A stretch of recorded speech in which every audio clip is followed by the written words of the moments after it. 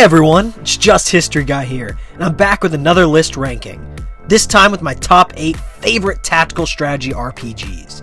I'm talking about the games that make you agonize over your decision-making skills and have you planning your moves 2 turns ahead. Now, this listing was really difficult to nail down, where I was switching games around a ton, and honestly, some of the games right next to each other can easily be flipped around depending on the day you ask me. But anyway, as always, this is my personal opinion, and only one game per franchise. So let's get it started right off the bat with Final Fantasy Tactics A2. The only game in the Final Fantasy Tactics series that I've played, and one that left a good but conflicting taste in my mouth. The game offers an engaging turn-based tactical combat system where you need to carefully plan your moves, position your units, and consider terrain and job classes to succeed. With the job classes being something I really love, and something I remember worrying whether it would stress me out when I first played this years ago. The job system is a staple of many Final Fantasy games, and how it's used here offers a great mix of classes and abilities you can unleash. And of course, as a Final Fantasy game, it had great art style and music for the DS. But what left me conflicted is that sometimes certain battles and parts of the story could have used a little bit more oomph. But it was still so much fun back in the day on the DS, and I have so many great memories with this game. So please check this one out. Next, XCOM 2. A surprise I bet for some. Thought I'd mix things up with this list and add a couple Western RPGs. XCOM 2 is a great game with quite a reputation in the genre. The narrative has a fascinating concept which revolves around a resistance group fighting against alien overlords / invaders, providing a compelling backdrop to the gameplay. And speaking of the gameplay, man, it is excellent. This requires very strategic thinking, or you're dead. This game has some challenge if you're up for it, relying on a lot of cover and that darn RNG, where somehow you miss a guy at what feels like point-blank range. And that can be heart-wrenching, because permadeath is a very real thing in this game, and if you lose a guy, he's gone. But hey, you have amazing customization so you can get really attached to your squishy members. Now we have Fire Emblem Radiant Dawn. This game is a great and compelling Fire Emblem game, with both its narrative and its strategic gameplay. And while I could be wrong, it may have been the first strategy RPG game I ever played. This story takes place 3 years after the events of its predecessor, Fire Emblem Path of Radiance for the GameCube, which you absolutely don't have to play first, but you should check it out because I've heard some really great things about it. Now, as my first ever Fire Emblem game, it was a great introduction to the franchise, as while it may technically be a sequel, it is still very nice for beginners. The game delves into themes of prejudice and political intrigue and the real cost of war.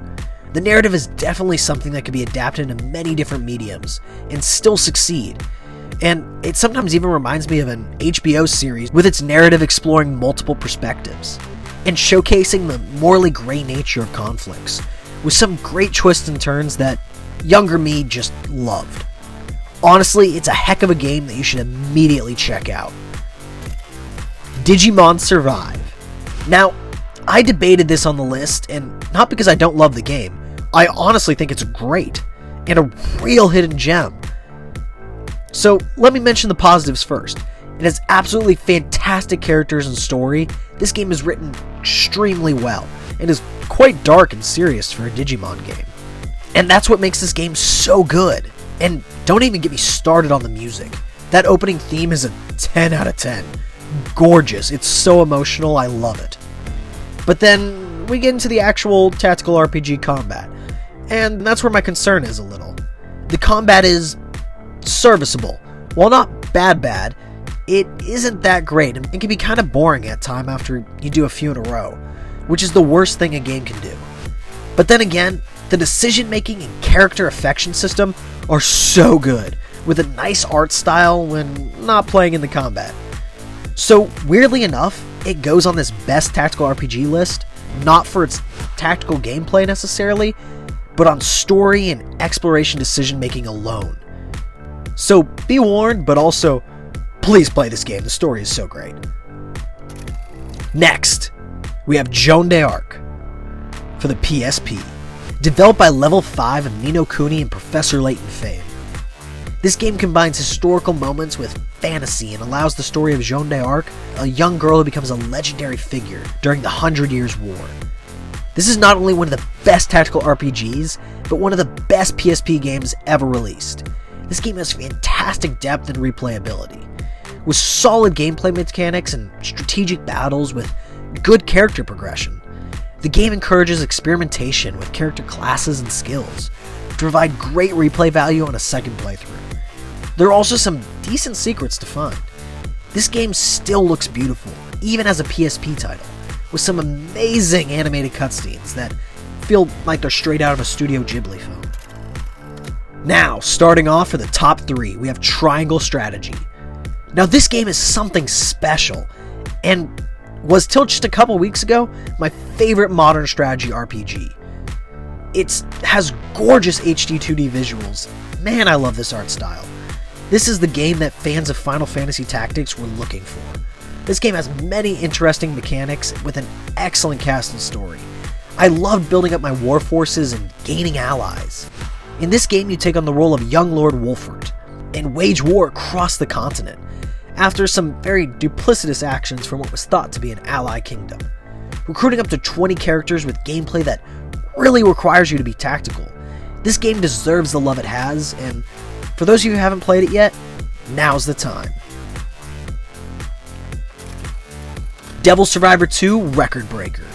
This game is so much fun and has some of the most amazing characters of any game that get fleshed out so well and have amazing motivations.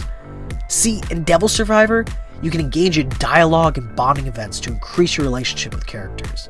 That is, when you're not battling what I think is one of the best and most engaging tactical RPG combat systems I've ever played. This series I think is the most similar to the Persona series, with just a little more edge to it and a strategy game. You take on the role of the main character who's trying to survive the apocalyptic disaster of demons invading your world. So basically, if you like my earlier pick of Digimon Survive but would like better tactical gameplay, get this game. It's amazing. And finally, we have Redemption Reapers. Man, this game is awesome. This game follows the Ashen Hawk Brigade, a group of mercenaries with harsh histories, fighting against the Mort hordes. This game just has a harrowing atmosphere, one of pessimism and horror, where you truly feel it might be the end for humanity, as the Mort have slowly been burning their way across. Always feeling like you're outmatched with a somber and sometimes intense soundtrack that always keeps you on edge.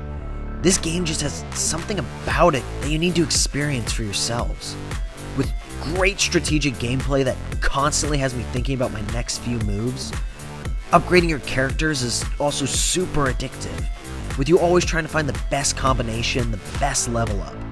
This game had me being more meticulous in my planning than any game before it, with the voice acting being somehow great and not at the same time. There's just a sense of uncanny sometimes, but yet the characters are all so interesting and lovable that you don't care, or it even adds to it somehow.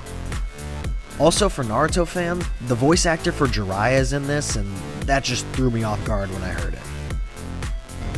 My last 2 comments about this game, though, being pick up all the relics you find on the maps, because the lore you can read from them is heartbreaking and deep. They put a lot of time and effort into them, and it shows. So play this game, because I want more like it.